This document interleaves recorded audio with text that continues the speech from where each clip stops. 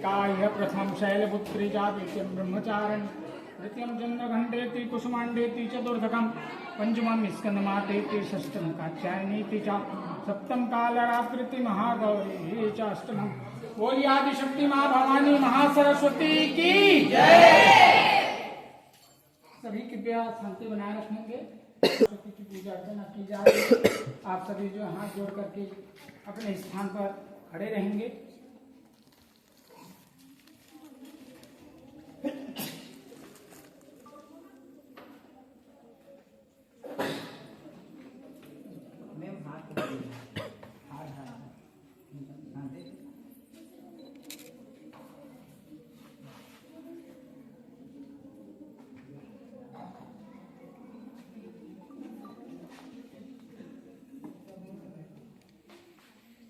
बोले सरस्वती माता की जय।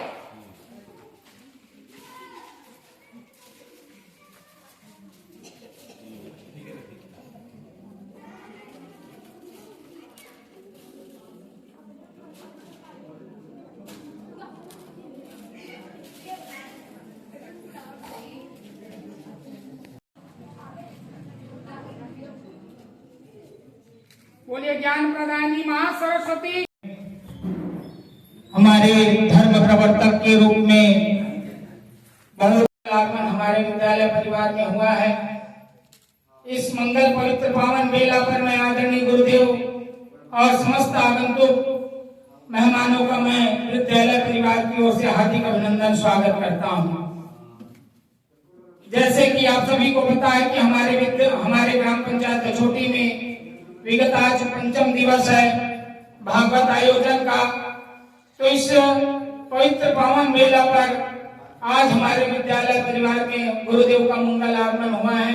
इसके लिए मैं गुरुदेव को बहुत बहुत साधुवाद देता हूं कि गुरुदेव ने हमारे विनय निवेदन को सहज सरल भाव से ही स्वीकार किया और हमारे बच्चों को एक मार्गदर्शक के रूप में अपनी गरिमामय उपस्थिति प्रदान की। उसके लिए मैं पुनः आपको कोटि कोटि धन्यवाद देता हूं। के सरपंच महोदय श्री पूरन जी से और शाला विकास समिति के अध्यक्ष आदरणीय श्रीवास जी से निवेदन करता हूं कि वो पुष्प गुच्छ भेंट करके गुरुदेव का हार्दिक अभिनंदन स्वागत करेंगे, साथ ही श्रीफल भी भेंट करेंगे। आदरणीय पूरन जी।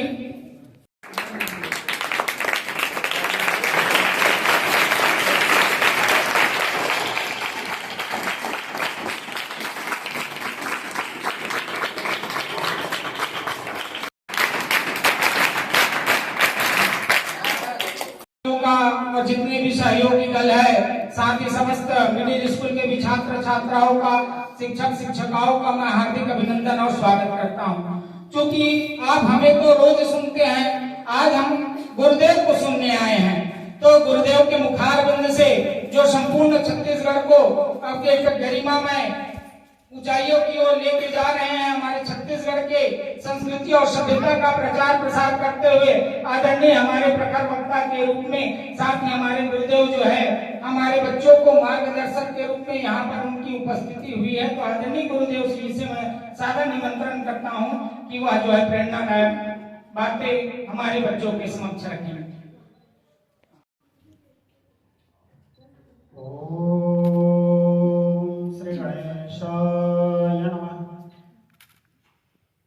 श्री गुरुवे नमः। जगद्गुरु श्रीमते रामानुजाय नमः। वैराग्यब्रह्म भगवान् सदाशिवाय नमः। मम प्रबलादि प्रबलाचार्य श्रेष्ठाय नमः। संपूर्ण ब्रह्मगुरु श्रेष्ठ भगवान् श्री जगन्नाथ प्राणां परमाशक्ति गुरुमाता भगवती महालक्ष्मी चरणकमलद्योः मम सर्वत्र समर्पयामि। गुरुर्ब्रह्मा गुरुर्विष्णु गुरुर्देवो महेश्वर गुरु साक्षात् परब्रह्म तस्मै श्री गुरवे नमः। या वन्दन्तो सारहारधवलाया सुप्रभस्तावृता या वीणावरदण्डमण्डितकरा या श्वेतपद्मासना या ब्रह्माचतुसङ्करप्रभृतिभिः देवैः सदा वन्द्यता सा मम पातु सरस्वती भगवती निहसे सजाड्यापः। नारायणं नमस्कृत्य वन्दनं चैव नरोत्तमं देवीं सरस्वती व्यासं ततो जयमुदीरये। बोलिए मां सरस्वती की जय, जगन्नाथ स्वामी की जय, समर्थ सद्गुरु सरकार की जय, सत्य सनातन वैदिक धर्म की जय, गौ माता की जय, भारत माता की जय, छत्तीसगढ़ महतारी की जय, अपने अपने माता पिता की जय, अपने अपने गुरुजनों की जय। उपस्थित विद्यालय के समस्त शिक्षकगण, प्रधानाचार्य, मेरे सारे बहन शिक्षिकाएं, यहाँ उपस्थित समस्त मीडिया प्रभारी एवं ग्राम के समस्त सम्माननीय विद्वत्जन, सभी की उपस्थिति में यहाँ आज विद्यालय अछोटी में शिक्षकों की इच्छा था कि गुरुदेव आप यहाँ उपस्थित होकर के बच्चों को 2 शब्द से संबोधन करेंगे। मैं यहाँ संबोधन करने नहीं आया हूँ, मैं आप लोगों से मिलने आया हूँ। ठीक है,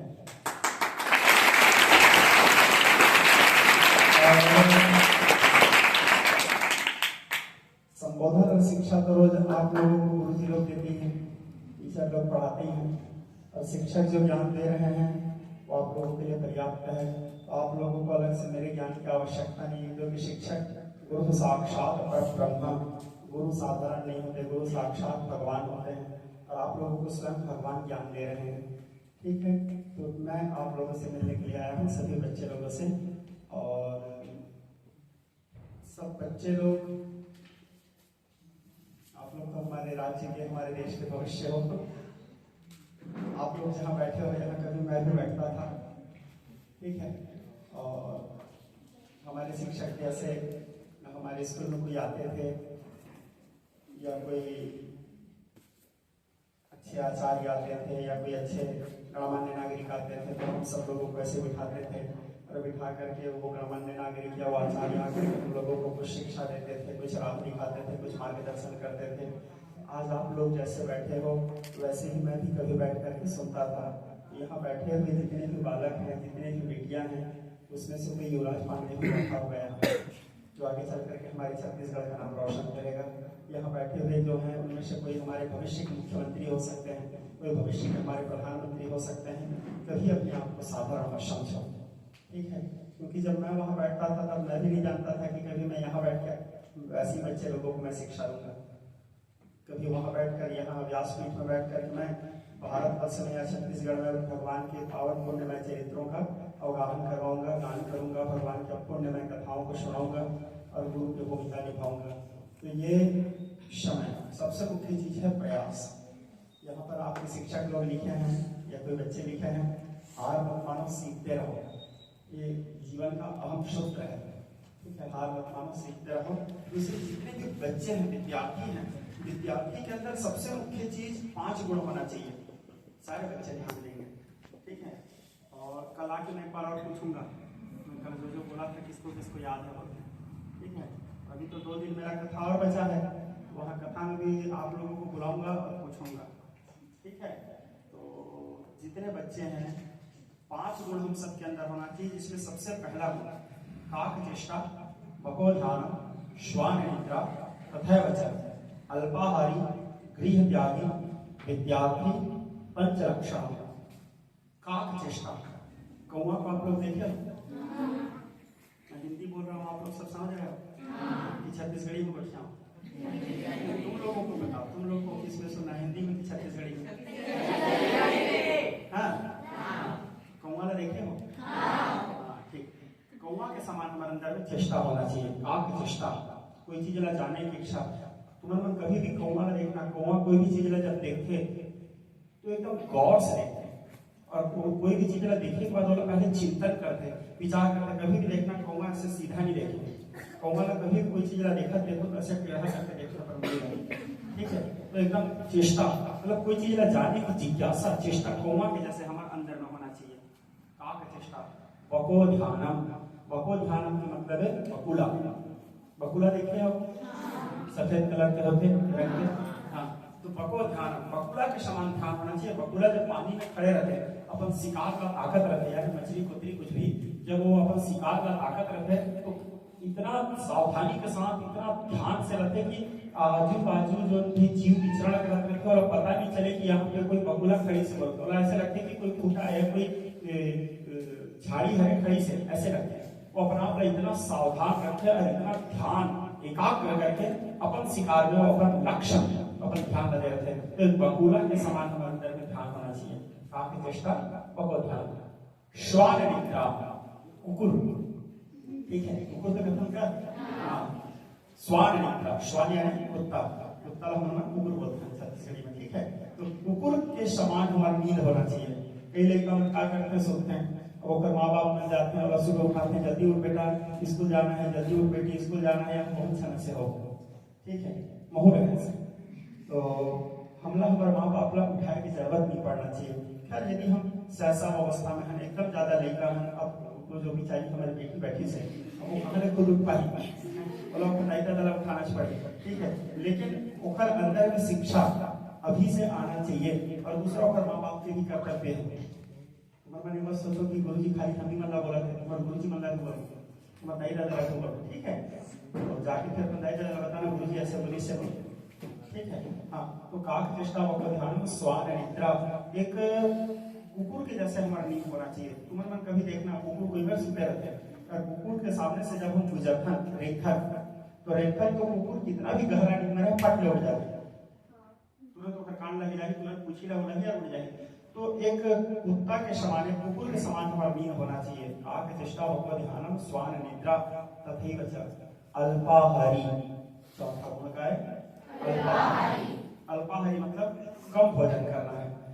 कारण यदि हम ज्यादा भोजन करो तो आलस्य ही, आलस्य ही तो फिर हमारा नींद लगी तो हम सो जाओ तो हम पढ़ाई नहीं कर सकें, पेट में भी अनेक प्रकार की परेशानी उत्पन्न होगी और हमारे शरीर को हमला बचपना से ही बना के रखना है वैसे, ठीक है। तो अल्पाहारी इतना भोजन करें जितना भोजन में हमारे अंदर में आलस्य उत्पन्न नहीं होना चाहिए। हमारी पढ़ाई में, हमारी शिक्षा में या हमारे कसरत में, ये सब चीज में कोई प्रकार के व्यवधान उत्पन्न नहीं होना चाहिए। अल्पाहारी। गृह त्यागी, पांचवा गुण का है गृह त्यागी, अपन घर से दूर रह करके भी पढ़ाई करने की क्षमता होना चाहिए। जैसे तुम्हारे दाई दादा माँ बाप तुमने स्कूल भेजते हैं, अब स्कूल भेजते हैं तो स्कूल में तुमने मतलब 4 घंटा पर छोड़ देना, 5 घंटा पर छोड़ देना। अब स्कूल में तुम्हारे गुरु बोलो कि तुम्हारे माँ बाप बोलो, गुरु जी है, मैडम बनी है, तुम्हारे माँ बाप सब तुम्हारे भाई बहन कौन है, गुरु जी, वही ओखरी मन के भरोसा में तुमने मतलब भेजे हैं। अब यहाँ आए हो तो यहाँ आए के बाद सबसे मुख्य चीज, सबसे महत्वपूर्ण चीज गृह त्यागी। हम घर से दूर हैं तो अब हमारा 1 घंटा बाद घर जाए तो बहाना नहीं खोजना है।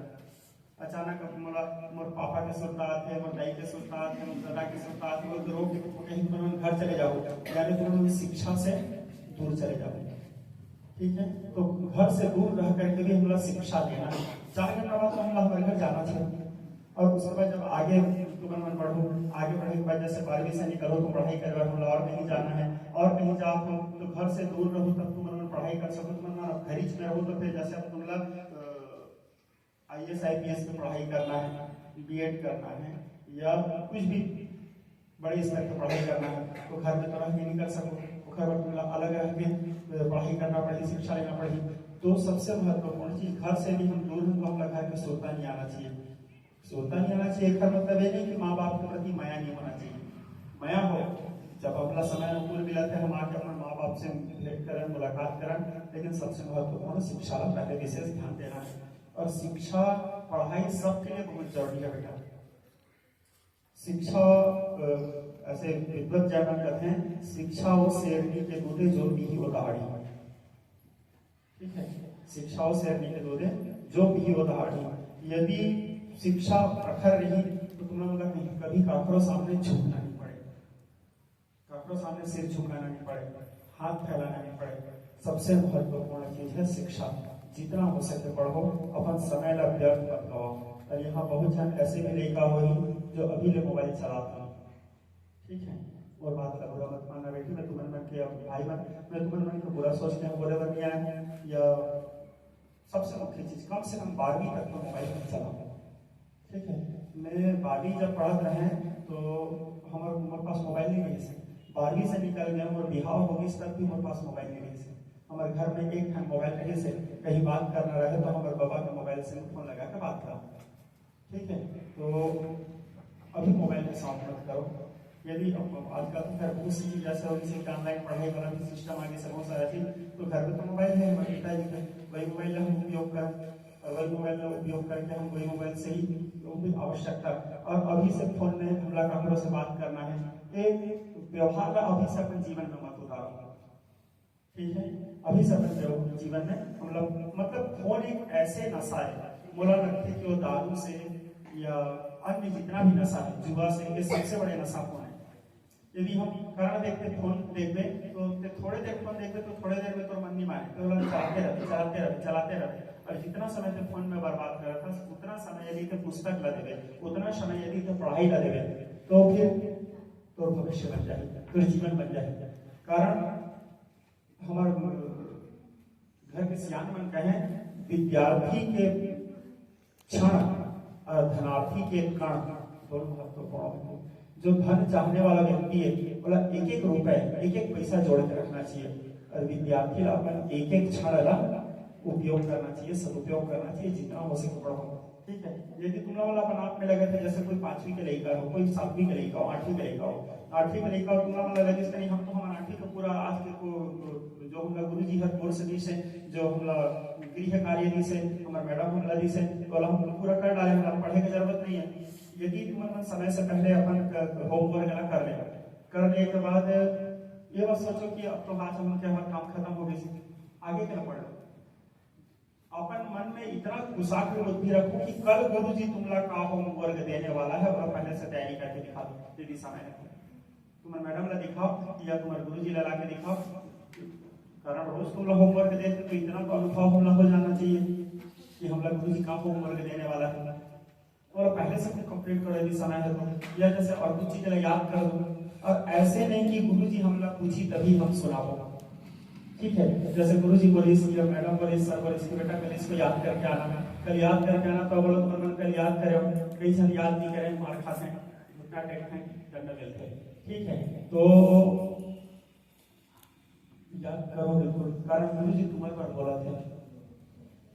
ठीक है, गुरु जी या मैडम जो बोला थे तुम्हारे पर बोले थे, तुमला याद करे पर बोले से गुरु जी का फायदा है, या तुमला 2 शब्द यदि गुरु जी डांटा थे तो उससे आपका फायदा होगा, मतलब खुशी मिलती है तुमला डांट शायद तुमला मतलब डांटने के बाद या चिल्लाए के बाद मतलब खुद अपन आप में दुख होता है। कारण तुम्हारे गुरु जी भी तो कोई लड़का के जताए, कोई बेटी के बाप है, तो जो मैडम तुमला पढ़ाते ओकर भी तो कोई लड़का है, ओकर लड़का लोग धमका ही चमका ही बोला कैसे लगे।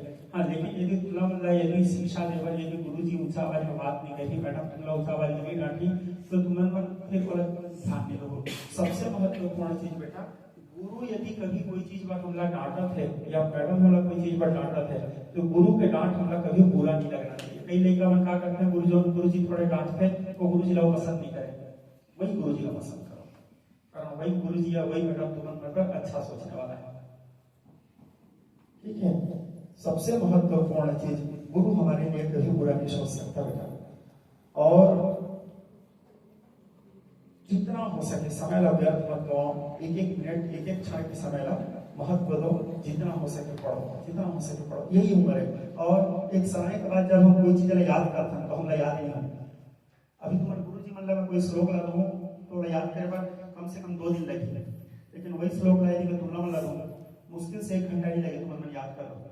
एक उम्र के बाद याद करने की क्षमता स्वतः कम हो जाता है। अभी तुम्हारे मन कच्चा बांस हो, कच्चा बांस का जैसे मोड़ दो वैसे मोड़ते हैं, बांस सूख जाए के बाद मोड़ दे तो नहीं मोड़े टूट जाते हैं।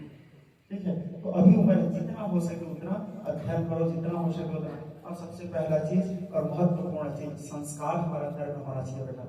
ठीक है, सुबह उठ के अपने माँ बाप का पाँव पड़ दो, कौन कौन पढ़ते ईमानदारी से हाथ उठाओ, झूठ नहीं पढ़ो। अब यहाँ पे कमी का है सत्संग के अभाव है, यहाँ पे गलती तुम्हारे मन के लिए।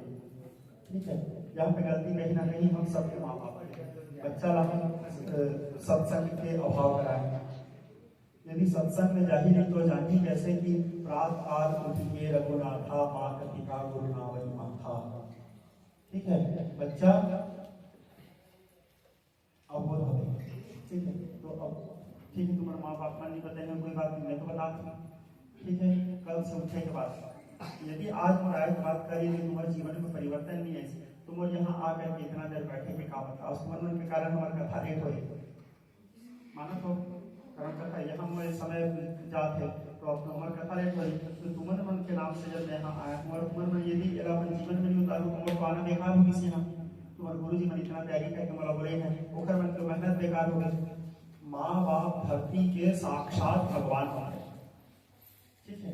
वो भगवान ला तो हम नहीं देखे हैं, लेकिन जो भगवान हमारा जन्म दी से हमला पाली से हैं, खुद मेहनत करी से अपना खून ला पसीना बना बना के बहा दी से और बहा करके हमला पढ़ाते हैं और पालन पोषण करते हैं, नन्हा से पौधा ला वृक्ष बना के खड़े करते तैयार करते हैं। तो माँ बाप के प्रति हमारे कर्तव्य का दायित्व का साक्षात भगवान होते माँ बाप धरती के, ठीक है। और जो अपन माता पिता के चरण से अपन माता पिता के वचन से प्रेम नहीं करे वो व्यक्ति या वो संतान कभी जीवन में उन्नति प्राप्त नहीं कर सके। तो सुबह उठने के बाद प्रतिदिन अपन माता पिता के चरण वंदन करो। सुबह उठते ही जैसे उठे सबसे पहले धरती माला प्रणाम करो कि हे माँ आज हम आपके ऊपर में फिर जीवन यापन करने जा रहे हैं, प्रणाम करो। उसके बाद माता पिता का प्रणाम करो, माता पिता का प्रणाम करे के बाद फिर स्नान आदि शौचाचार से निवृत्त हो और सूर्य को प्रतिदिन पानी दो बेटा।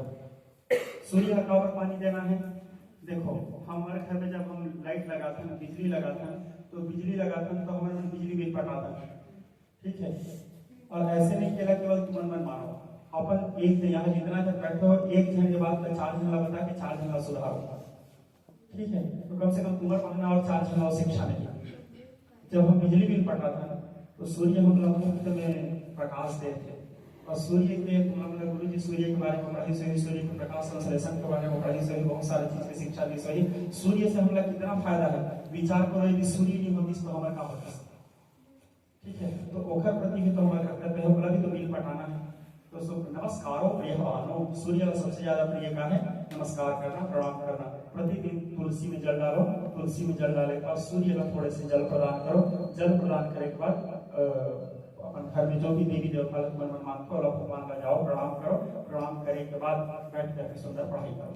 और सुबह के बेरा में जो पढ़ाई करते हैं वो दिमाग में बैठ जाते हैं, ठीक है। और कोशिश करो कि सूर्योदय से पहले उठो। सूर्य में एकदम तुम लोग 3 बजे 4 बजे उठा नहीं बोला था, सूर्य निकलते भी लगभग कई बार 6 बजे निकलते, कई बार 5:30 बजे निकलते। तो एकदम उतना सुबह ठंड महीना नहीं नहा सकता था तो कम से कम उठ जाओ, ब्रश मंजन करके फ्रेश हो जाओ, फ्रेश हो जाए पुस्तक देखो, पढ़ाई करो, जितना समय से पुस्तक लगाओ। और एक बात का विशेष रूप से ध्यान रखना, गुरु के द्वारा डांटा गया तुम मन मोबाइल में देखे हो या मोर प्रवचन में बात कई बार बोला, गुरु के द्वारा डांटा गया, पिता के द्वारा पीटा गया, सोनार के द्वारा ठोका गया, ये सब चीज एक दिन आभूषण बनते हैं।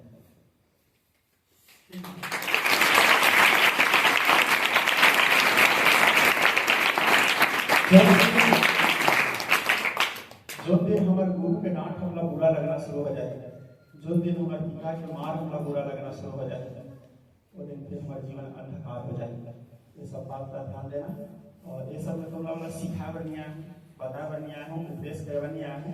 अब आके बैठे हूँ तब बैठे बोलूंगा तो चलो इतना बोलते बोलते तुम लोग बोले, ये तुम्हारे मन के लिए सबसे महत्वपूर्ण बात। और अब यहाँ जितने शिक्षकगण हैं, शिक्षकों से विशेष निवेदन अनुरोध, आप लोगों को तो शिक्षा देने की आवश्यकता ही नहीं, आप लोग स्वयं शिक्षक को सबको शिक्षा दे रहे हैं। छोटे से बच्चा अभी लोगों को भी वही बात बोला, हरे बांस के समान होता है, उसको हम जैसे पढ़ेंगे वैसे पढ़ेंगे। इनको हम शिक्षा संस्कार अभी से दे सकते हैं। यदि ये बड़े हो गए उसके बाद हम इसको शिक्षा संस्कार देंगे तो शिक्षा संस्कार लोग ग्रहण नहीं कर पाएंगे। बांस सूखने के बाद टूट जाता है, वो मुड़ता नहीं, ठीक है। तो इन लोगों को अभी से आप लोग सभी चीजों के, अभी ठंड महीना चल रहा है, हो सके तो लोगों को थोड़ा सा योगा का भी क्लास करवाओ, ठीक है। और जैसे कि विषयांतर, जैसे हम शिक्षा देते हैं स्कूल में बच्चा मतलब जो पाठ्य पुस्तक में होकर तो शिक्षा देना, पाठ्य पुस्तक में शिक्षा देने के साथ साथ यदि समय अनुकूल बना या तो सप्ताह में कोई एक दिन या तो ऐसे कभी भी या प्रतिदिन भी ऐसे समय निकाल कर भगत सिंह कौन है, भगत सिंह के शौर्य का है, भगत सिंह के बलिदान का है, चंद्रशेखर कौन है, मंगल पांडे कौन है, झांसी की रानी कौन है, हाड़ाबाई कौन है, ये सब चीज के बारे में बताना एवं हमारे देश पर क्या करें जाकर कारण आज मन यहाँ बैठे हैं मन बोला सुनत हो यहाँ बैठ के स्वतंत्र रूप से शिक्षा ले पात हो पोखर बन के बलिदान मिला कम से कम हम याद करो के बारे में जाना राम जी कौन है राम जी का आदर्श क्या है भगवान कृष्ण कौन है महात्मा गांधी कौन है सुभाष चंद्र बोस कौन है कहाँ करी कौन है ये सब चीज के बारे में जानन सीखन समझन और सीखनी है और सब जगह सब एक तो बच्चा तो साक्षात भगवान के रूप होता तो सब प्रणाम सब जगह नमस्कार जय जवाहर जय जगन्नाथ जय छत्तीसगढ़ बहुत कामयाब भगवान साधुवाद कर रहे हैं और निसंदेह आप इतने सहज और सरल है कि मैं परसों हमारे विद्यार्थियों को अग्रिम ही मेरे 10वीं के जितने बच्चे हैं उनको मैं पहले से ही कह दिया था कि गुरुदेव को हम निमंत्रण जरूर देंगे और वो हमारे आमंत्रण को वो स्वीकार करेंगे। और कल हमारे आदरणीय एसएमडीसी अध्यक्ष सरपंच महोदय और हमारे समिति के जितने भी सदस्य हैं सब जब गुरुदेव से स्नेह निवेदन के लिए पहुंचे तो सहज एक ही बार में तुरंत तैयार हो गए क्योंकि ये बात जो है विद्यार्थियों की बात है और विद्यार्थी ही राष्ट्र का जो निर्माता होता है मान के चलिए भविष्य के वो निर्माण करने वाले हैं। ऐसे बच्चों के निमंत्रण को आपने स्वीकार किया तो मैं संपूर्ण ग्रामवासियों की तरफ से विद्यालय परिवार की ओर से बहुत बहुत साधुवाद सादर प्रणाम गुरुदेव के श्री चरणों में। हमारे कुछ विद्यार्थी है गुरुदेव 2-3 विद्यार्थी है जो आपसे कुछ प्रश्न करना चाहते हैं तो गुरुदेव की अगर आज्ञा हो तो मैं प्रश्न पूछने की अनुमति विद्यार्थियों को देता हूँ। आपने अपने जीवन की सबसे बड़ी चुनौती कैसे पाई? मेरे जीवन में ऐसा कोई अभी तक कोई चुनौती नहीं आया है और जो संघर्ष आता है पिताजी के द्वारा बताए गए जो मार्ग है पिताजी के द्वारा बताए गए जो रास्ते हैं पिताजी के उद्देश्य कोटि नमन। मेरा यह प्रश्न है कि आप अपने स्कूली शिक्षा कैसे प्रारंभ किए उसके बारे में कुछ बताएं। बहुत सुंदर। गांव में मेरा शासकीय स्कूल है प्राथमिक स्कूल है माध्यमिक विद्यालय है मेरे गांव में तो मैं शासकीय स्कूल से ही पढ़ा हूँ 1ली 2री 3री ऐसे करते हुए 12वीं तक पढ़ाई किया हूँ और मेरा पढ़ाई स्तर 12वीं तक ही है 12वीं तक ही पढ़ा हूँ और स्कूल में शिक्षकों के द्वारा बताए गए निर्देश मार्ग के अनुसार ही पढ़ाई बहुत कमजोर था।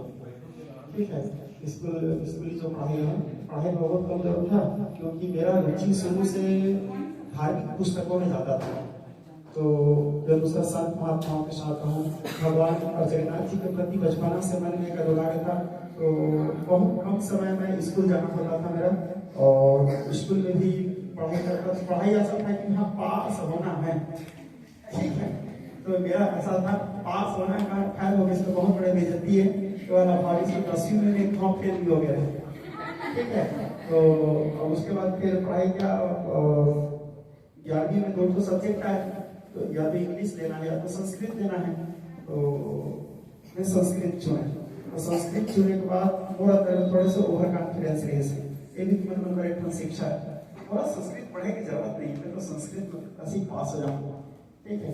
अब उसके बाद मैं संस्कृत पर ध्यान ही नहीं दें और आखिर में रिजल्ट ये इसके मैं संस्कृत में पूरा करूँ ठीक है ओवर कॉन्फिडेंस के कारण ठीक है। उसके बाद फिर पढ़ाई करें पेपर दें फिर 12वीं में संस्कृत के अच्छा नंबर है तो कभी कोई भी सब्जेक्ट का कमजोर नहीं समझना चाहिए ये देखना शिक्षा है। मैं हमारे गाँव के स्कूल तरफ पढ़ाई कर रहे हैं। गुरुदेव के चरणों में सादर प्रणाम है।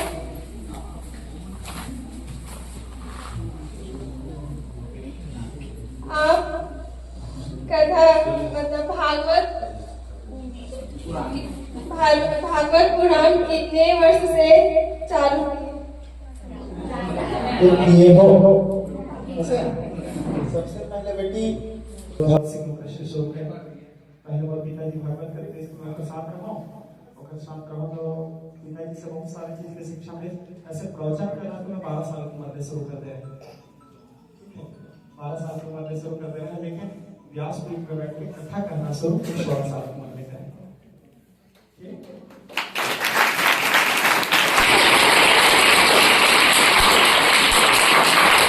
बहुत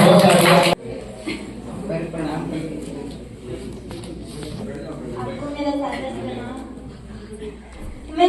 हमें विद्यार्थी होने के नाते करियर चुनने के लिए किन बातों पर ध्यान देना चाहिए? हैं? एक बार रिपीट कर ले। अच्छा से आराम से, झिझक मत बेटी, अच्छा से बोल, आराम से पढ़। खोल के बोल। हाँ, हमें विद्यार्थी होने के नाते करियर चुनने के लिए किन बातों का ध्यान देना चाहिए?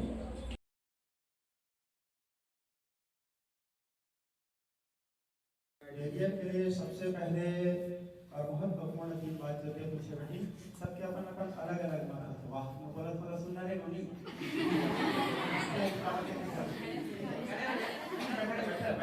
सुन, तुमसे दी है। तो सबसे पहले तीन बात का ध्यान देना, सबके अलग अलग बात है, सबके अलग अलग विचार हैं। सबसे पहले शिक्षा, थोड़ा देर पहले बताया शिक्षा। दूसरा चरित्र, और तीसरा संस्कार।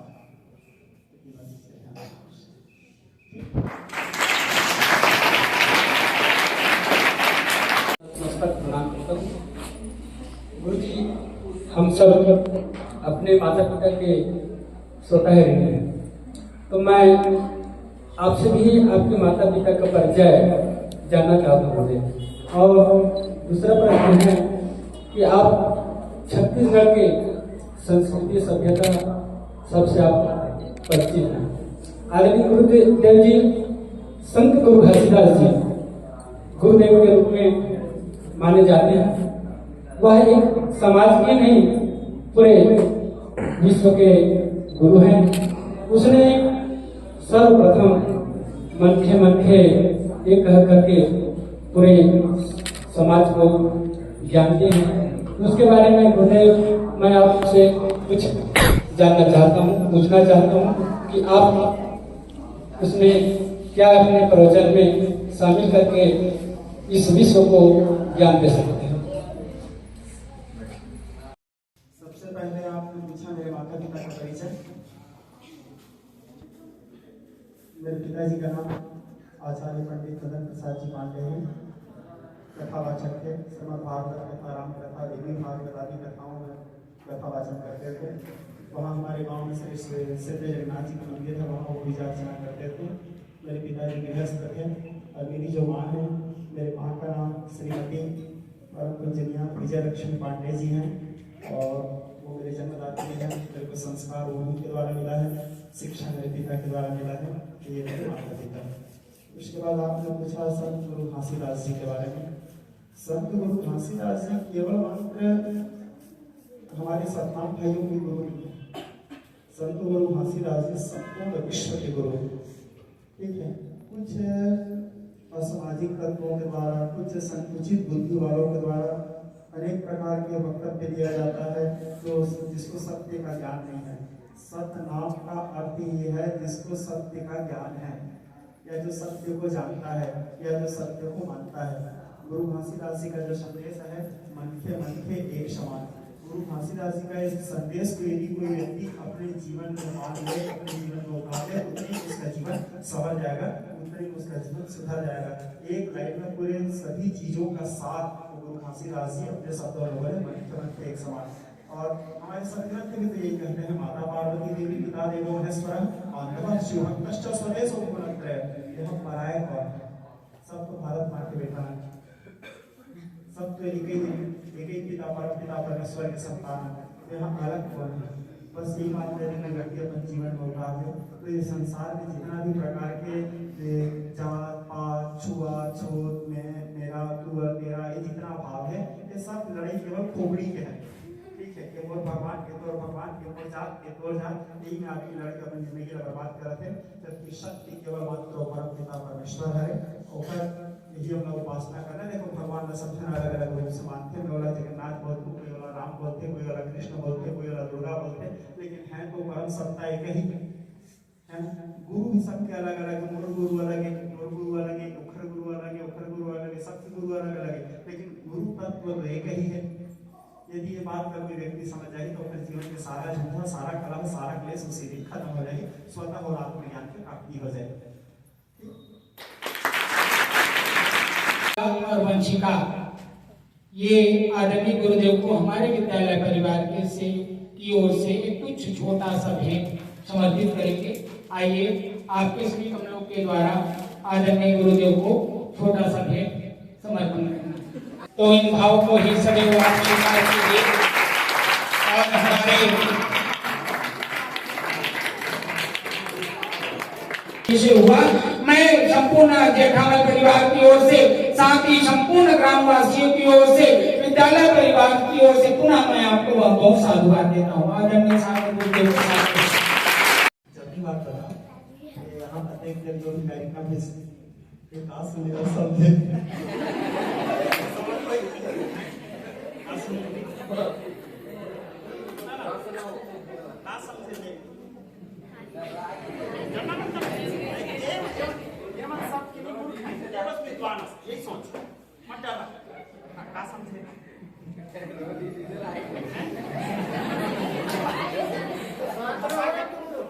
डरा रहे हो बेटी को। हाँ बता बेटी क्या समझे हैं? बता गुरुजी ऐसे बोल के हैं?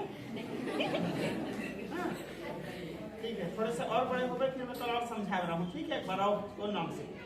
ठीक है, फिर जब 8वीं 9वीं पढ़े बता। ठीक हाँ जाओ।